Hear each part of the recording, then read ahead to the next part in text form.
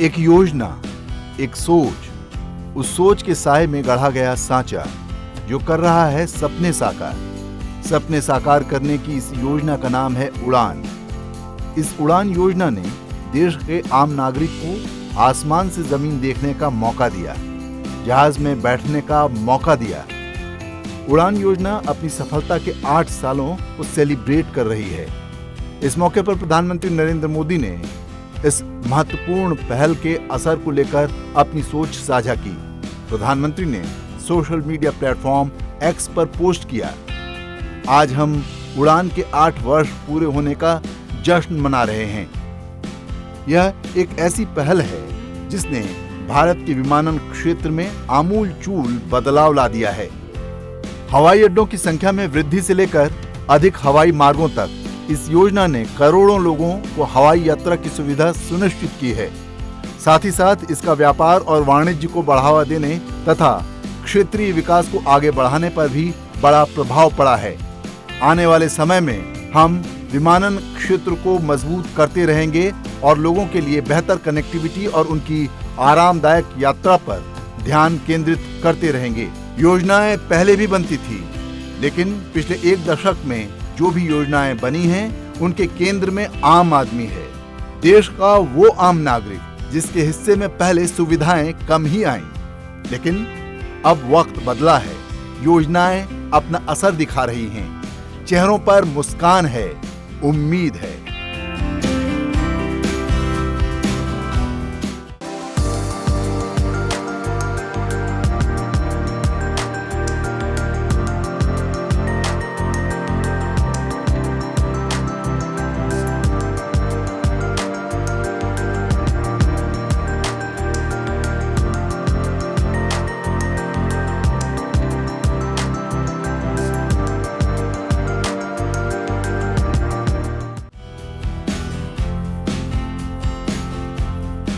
आज से 8 साल पहले एक सपने की शुरुआत हुई।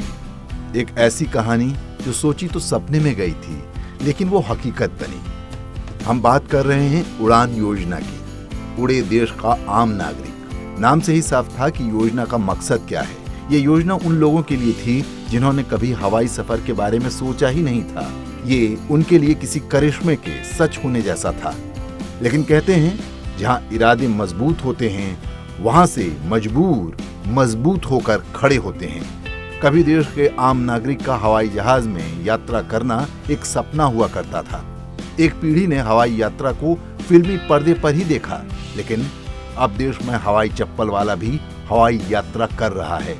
पिछले कुछ वर्षों में भारत का नागरिक उड्डयन उद्योग पूरी तरह से बदल गया है। आंकड़े भी इसकी तस्दीक करते हैं। भारत में हर साल करीब 14 करोड़ 50 लाख से ज्यादा लोग हवाई यात्रा करते हैं। यानी हर रोज के लिहाज से इस आंकड़े को देखें तो 4 लाख से ज्यादा लोग रोज हवाई यात्रा करते हैं। अगले 4 वर्षों में ये आंकड़ा 40 करोड़ को छू सकता है। बात उड़ान की करें तो उड़ान योजना ने भारत की कनेक्टिविटी में क्रांति ला दी है।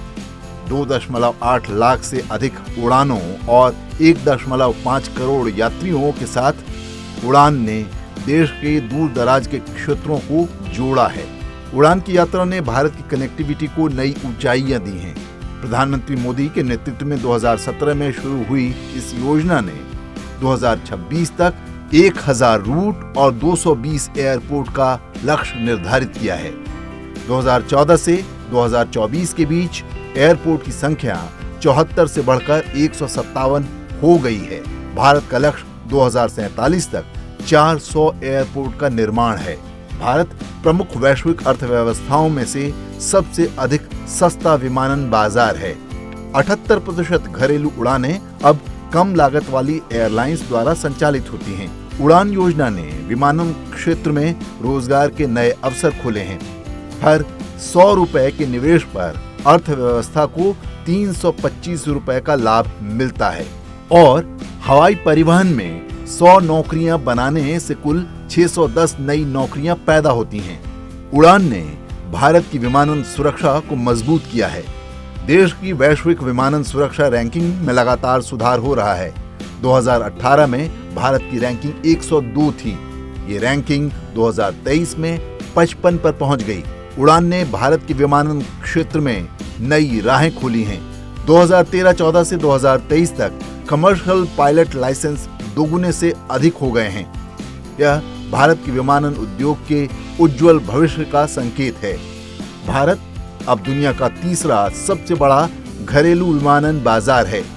हवाई अड्डों पर यात्रियों की संख्या 17 करोड़ से दोगुनी होकर 38 करोड़ हो गई है। उड़ान ने दूर दराज के क्षेत्रों को प्रमुख शहरों से जोड़कर एविएशन सेक्टर में क्रांति ला दी है, जिससे लाखों लोगों को उड़ान भरने का मौका मिला है।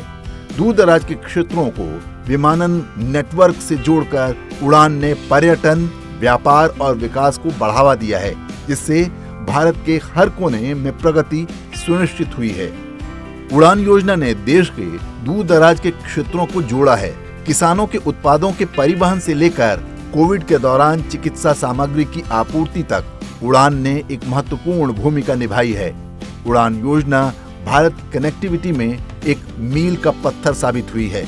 भारत का एरोस्पेस सेक्टर अब कमाल कर रहा है।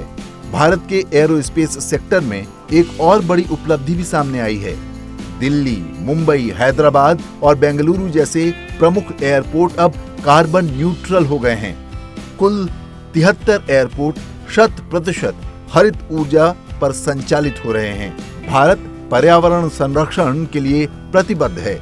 इन तमाम आंकड़ों से ये बात साबित भी हो रही है।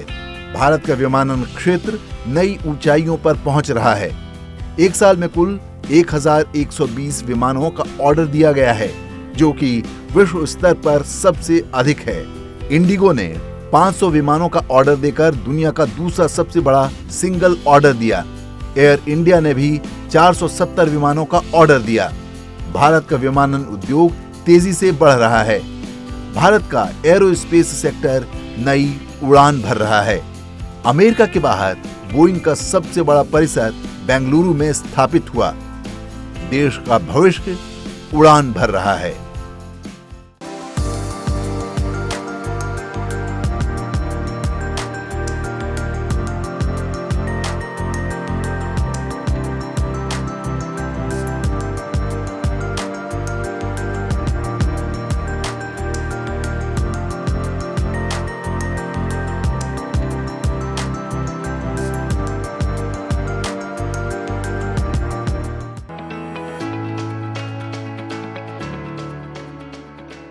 उड़ान योजना देश के आकाश में आशा और आकांक्षा का प्रतीक है।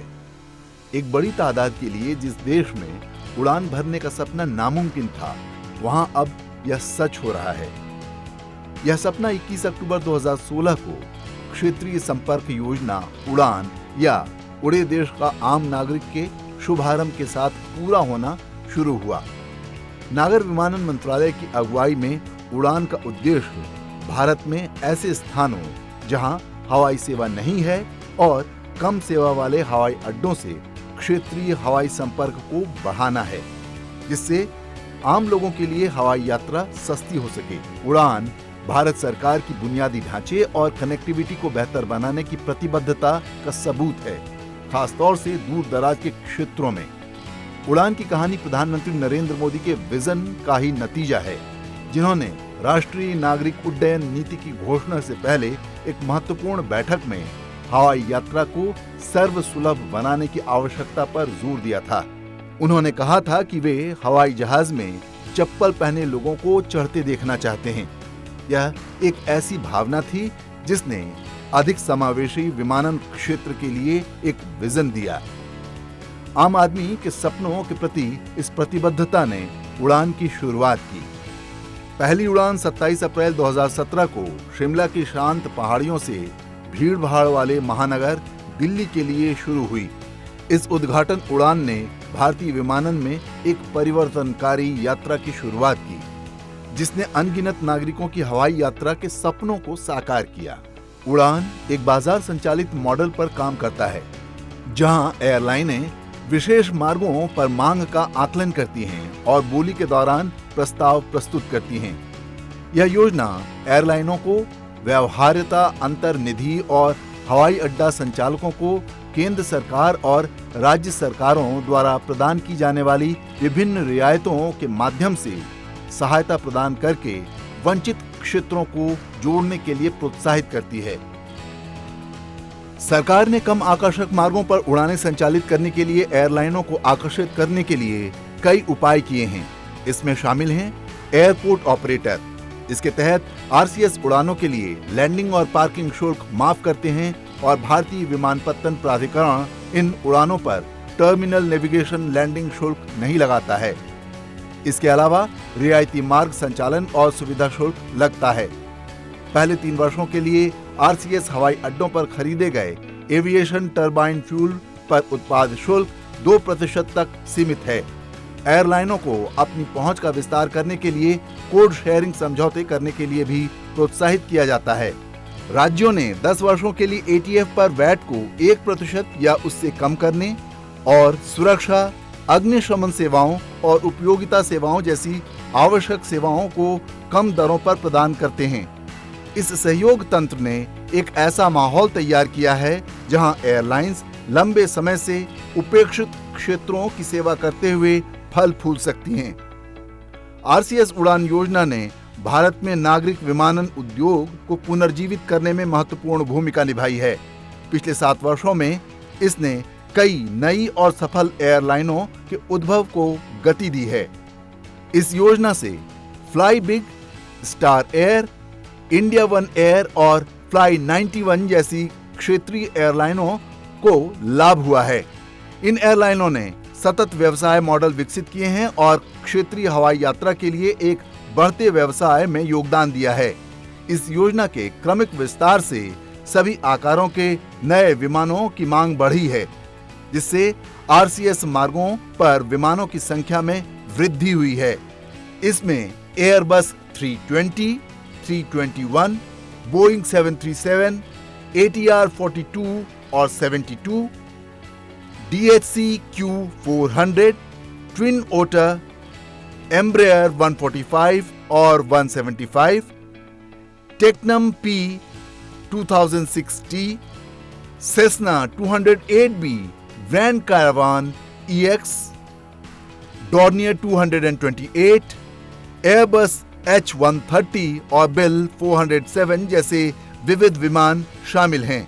भारतीय विमान सेवा कंपनियों ने अगले 10 से 15 वर्षों में डिलीवरी के लिए 1000 से अधिक विमानों के ऑर्डर दिए हैं। इससे लगभग 800 विमानों के मौजूदा बेड़े में वृद्धि होगी। आरसीएस उड़ान केवल टियर 2 और टियर 3 शहरों को अंतिम मील कनेक्टिविटी प्रदान करने के लिए ही समर्पित नहीं है, यह पर्यटन क्षेत्र में तेज विकास करने में भी सहायक है। उड़ान 3.0 जैसी पहलों ने पूर्वोत्तर क्षेत्र में कई गंतव्यों को जोड़ने वाले पर्यटन मार्ग शुरू किए हैं, जबकि उड़ान 5.1 का ध्यान पहाड़ी क्षेत्रों में पर्यटन, आतिथ्य और स्थानीय आर्थिक विकास को बढ़ावा देने के लिए हेलीकॉप्टर सेवा के विस्तार पर है। खजुराहो, देवघर, अमृतसर और किशनगढ़ जैसे महत्वपूर्ण गंतव्यों पर अब पहुंच अधिक सुलभ है। यह धार्मिक पर्यटन की मांग को पूरा करते हैं। इसके अलावा पासीघाट, जायरो, होलोंगी और तेजू में हवाई अड्डों की शुरुआत ने पूर्वोत्तर के पर्यटन उद्योग को बढ़ावा दिया है। आगाती द्वीप से भी हवाई सेवा शुरू की गई है, जिससे लक्षद्वीप में भी पर्यटन को बढ़ावा मिला है। गुजरात के मुंद्रा से लेकर अरुणाचल प्रदेश के तेजू और हिमाचल प्रदेश के कुल्लू से लेकर तमिलनाडु के सलेम तक आरसीएस उड़ान ने देश भर के 34 राज्यों और केंद्र शासित प्रदेशों को आपस में जोड़ा है। उड़ान के तहत कुल 86 हवाई अड्डे शुरू किए गए हैं, जिनमें पूर्वोत्तर क्षेत्र में 10 हवाई अड्डे और 2 हेलीपोर्ट शामिल हैं। दरभंगा, प्रयागराज, हुबली, बेलगाम और कन्नूर जैसे हवाई अड्डों से उड़ानों की संख्या में वृद्धि हुई है और इन स्थानों से कई गैर आरसीएस वाणिज्यिक उड़ानें भी संचालित हो रही हैं। उड़ान योजना के तहत भारतीय विमानन क्षेत्र में एक महत्वपूर्ण परिवर्तन आया है। हेलीकॉप्टर मार्गों सहित 601 मार्गों को प्रारंभ किया गया है, जो राज्यों और केंद्र शासित प्रदेशों को जोड़ते हैं। इनमें से लगभग 28% मार्ग सबसे दूरस्थ स्थानों को आपस में जोड़ते हैं। इससे दुर्गम क्षेत्रों में पहुंच सुनिश्चित हुई है। देश में चालू हवाई अड्डों की संख्या 2014 में 74 से बढ़कर 2024 में 157 हो गई है और 2047 तक इस संख्या को 350 से 400 तक बढ़ाने का लक्ष्य है। पिछले एक दशक में घरेलू हवाई यात्रियों की संख्या दोगुनी से भी ज्यादा हो गई है। भारतीय एयरलाइनों ने भी अपने बेड़े का काफी विस्तार किया है। कुल 86 हवाई अड्डे शुरू किए गए हैं, जिनमें 71 हवाई अड्डे, 13 हेलीपोर्ट और 2 जल हवाई अड्डे शामिल हैं। अपनी शुरुआत से लेकर अब तक फिक्स्ड विंग संचालन ने कुल मिलाकर लगभग 112 करोड़ किलोमीटर की दूरी तय की है, जो लगभग 28,000 बार दुनिया की परिक्रमा करने के बराबर है।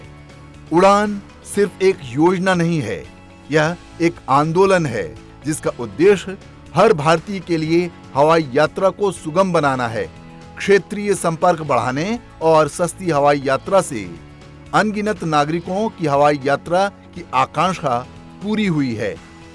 इससे आर्थिक विकास और रोजगार सृजन को भी बढ़ावा मिला है।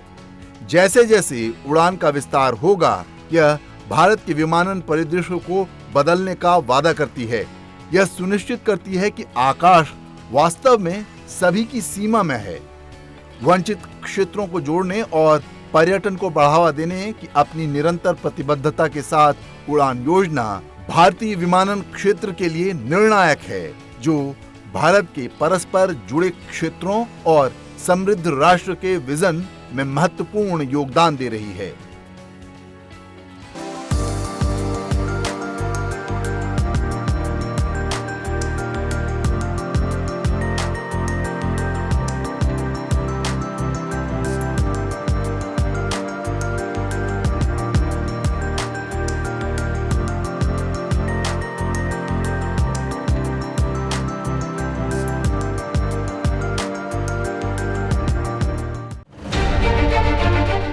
उड़ान योजना अपने 8 साल का जश्न मना रही है। ये हवाई यात्रा को बदलने के सरकार के नजरिए का सफल सबूत है। योजना की सफलता इस योजना के जरिए यात्रा करने वाले खुद हैं। हर यात्री की कुछ कहानी है, कुछ खास अनुभव हैं। योजना के जरिए बहुत कुछ बदला है। योजना ने टियर 2 और टियर 3 शहरों के नागरिकों को हवाई यात्रा करने में सक्षम बनाया है।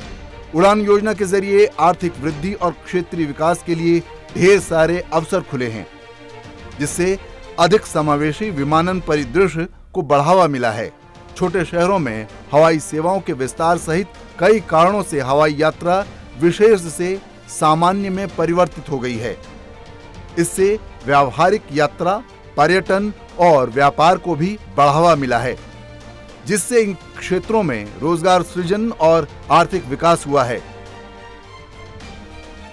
2040 तक भारत में 6 से 7 लाख करोड़ रुपए के अनुमानित पूंजी निवेश के साथ 8 से 10 मिलियन टन SAF का उत्पादन करने का अनुमान है।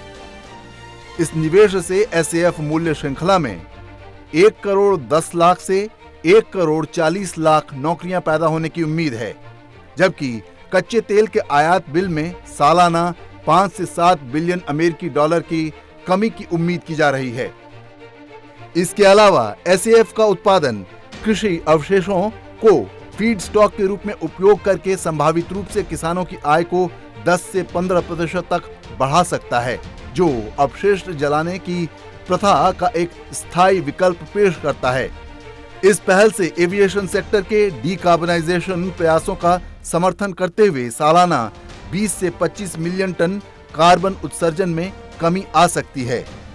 भारत में हवाई यात्रा की मांग बढ़ रही है। 2042 तक 2200 से अधिक विमानों की आवश्यकता का अनुमान है। इसके अलावा वर्तमान में पूर्वोत्तर के 30 से अधिक एयरपोर्ट डेवलपमेंट प्रोजेक्ट्स चल रहे हैं, जो क्षेत्र में कनेक्टिविटी और बुनियादी ढांचे को और बढ़ा रही हैं। भारत की ग्रोथ स्टोरी में एविएशन सेक्टर का बड़ा अहम रोल है। इस लिहाज से भारत लंबी छलांग लगाने का मौका देख रहा है। भारत सरकार विभिन्न पहलों के माध्यम से एविएशन सेक्टर को प्रोत्साहित करना जारी रख रही है। जिसमें 10 सालों के लिए एयरपोर्ट प्रोजेक्ट्स के लिए 100% टैक्स छूट और MRO सर्विस प्रोवाइडर्स के लिए सीमा शुल्क में छूट शामिल है। सरकार अपने एयरपोर्ट्स पर सुविधाएं स्थापित करने के लिए MRO इकाइयों को प्रोत्साहित करने के लिए रॉयल्टी खत्म करने और लीज किराए में भारी छूट देने की योजना बना रही है। इसके अलावा 100% प्रत्यक्ष विदेशी निवेश को मंजूरी, ग्रीनफील्ड और ब्राउनफील्ड प्रोजेक्ट्स के लिए ऑटोमेटिक रूट के माध्यम से एविएशन सेक्टर में वैश्विक निवेश आकर्षित करने की भारत की प्रतिबद्धता को दिखाता है। अप्रैल 2000 और मार्च 2024 के बीच भारत के हवाई परिवहन क्षेत्र में FDI फ्लो 3.85 बिलियन अमेरिकी डॉलर तक पहुंच गया है। मैं खेती चासी वाला किसान हूँ। मैं आज हवाई जहाज में मेरे को मौका मिला मोदी सरकार जी के लिए। आज बहुत खुशी लगुची। हम लोग का लाइफ बहुत इजी हो गया है। गवर्नमेंट ने अच्छा काम किया है। मैं मोदी जी को बहुत बहुत बहुत बहुत धन्यवाद देती हूँ। ये मेरी उड़ान तहत पहली ये यात्रा है। मैं यहाँ से बेंगलुरु जा रहा हूँ अपनी बेटी से मिलने। इस प्रोग्राम के शुरू करने से हमें इतने फायदे मिले हैं, जहाँ ट्रेन से हमें 40 घंटे जर्नी करनी पड़ती थी जो बेहद टायरिंग होती थी। ये स्कीम को वरदान साबित हुई है।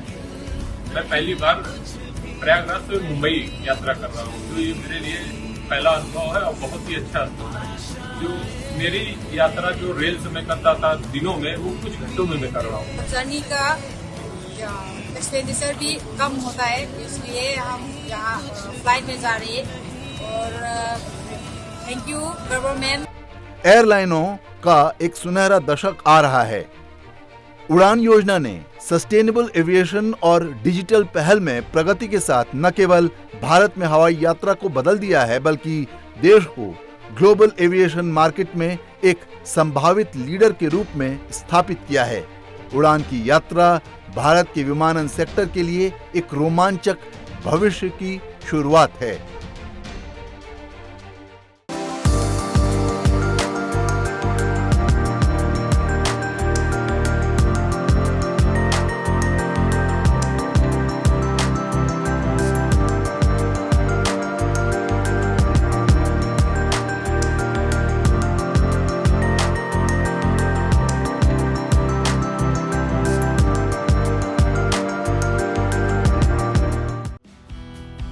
भारत में नागरिक उड्डयन ने 1911 में इलाहाबाद और नैनी के बीच पहली वाणिज्यिक उड़ान भरी।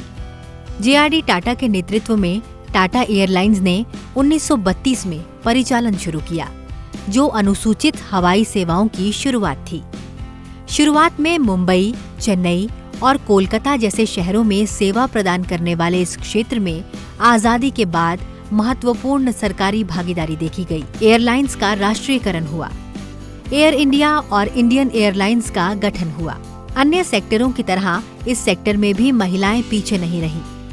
सरला ठकराल देश में पायलट का लाइसेंस हासिल करने और विमान उड़ाने वाली पहली महिला थी। 30 मार्च 1947 को भारत अंतर्राष्ट्रीय नागरिक उड्डयन संगठन का सदस्य बन गया, जिससे सुरक्षा, दक्षता और अंतर्राष्ट्रीय सहयोग को बढ़ावा देने के वैश्विक प्रयासों में इसकी भागीदारी संभव हुई। वर्ष 1990 के दशक में उदारीकरण के बाद निजी एयरलाइनों का उदय हुआ। 2000 के दशक में कम लागत वाले वाहनों की शुरुआत हुई, जिससे आम नागरिकों के लिए हवाई यात्रा सुगम हो गई। वर्ष 1911 में मोनसिग्नूर पिगुएट ने इलाहाबाद से नैनी तक पहली वाणिज्यिक उड़ान का संचालन किया, जिससे दुनिया की पहली एयरमेल सेवा शुरू हुई। टाटा एयरलाइंस ने 1932 में अनुसूचित हवाई सेवाओं की शुरुआत करते हुए इस यात्रा को और मजबूत किया। 1960 में जेट युग की शुरुआत में एयर इंडिया ने बोइंग 707 गौरी शंकर को पेश किया, जो एशिया की पहली जेट सुसज्जित एयरलाइन बन गई। 1962 तक इसने दुनिया का पहला ऑल जेट बेड़ा संचालित किया। 1971 में बोइंग 747 के अधिग्रहण ने लग्जरी वाहक के रूप में एयर इंडिया के कद को ऊंचा कर दिया। 1990 के दशक की शुरुआत में भारत के विमानन क्षेत्र में विनियमन के साथ एक महत्वपूर्ण मोड़ आया। 1994 के एयर कॉर्पोरेशन अधिनियम ने जेट एयरवेज और एयर सहारा जैसे निजी कंपनियों के लिए विमानन बाजार का मार्ग प्रशस्त किया। 2000 के दशक की शुरुआत में एयर डेक्कन, स्पाइसजेट और इंडिगो जैसी कम लागत वाली एयरलाइंस के उभरने के साथ एक परिवर्तनकारी दौर देखा गया। इससे हवाई यात्रा की पहुंच व्यापक हुई और आम लोगों के लिए सुलभ हो गई। इससे भारत को दुनिया के तीसरे सबसे बड़े विमानन बाजार के रूप में उभरने में मदद मिली। 2022 में टाटा समूह के तहत एयर इंडिया के निजीकरण ने महत्वपूर्ण उपलब्धि हासिल की। इस कदम ने विमानन परिदृश्य में नए जोश का संचार किया, उन्नत सेवाओं और कनेक्टिविटी में मदद मिली। अब भी भारत का विमानन क्षेत्र लगातार विकसित हो रहा है और नई ऊंचाइयों पर पहुंच रहा है। भारतीय विमानन का भविष्य तेजी से विकास, नवाचार और आधुनिकीकरण द्वारा चिन्हित गतिशील विकास के लिए तैयार है। प्रौद्योगिकी में प्रगति के साथ साथ उड़ान योजनाओं के माध्यम से बुनियादी ढांचे, प्रशिक्षण और नीति सुधारों को बढ़ाने पर सरकार का रणनीतिक फोकस सुरक्षित, अधिक कुशल और पर्यावरण अनुकूल विमानन पारिस्थितिकी तंत्र में योगदान देगा। इसके अलावा एडवांस्ड एयर मोबिलिटी छोटी से मध्यम दूरी की हवाई यात्रा में क्रांति लाने, शहर में भीड़भाड़ को कम करने और कनेक्टिविटी बढ़ाने के लिए तैयार है। सार्वजनिक और निजी क्षेत्रों के बीच बढ़ता सहयोग भारतीय विमानन के लिए परिवर्तनकारी युग का संकेत देता है, जो इसे आर्थिक विकास और बढ़ी हुई कनेक्टिविटी के प्रमुख चालक के रूप में स्थापित करता है। भारतीय विमानन क्षेत्र आने वाले वर्षों में नई बुलंदियों को छूने के लिए तैयार है।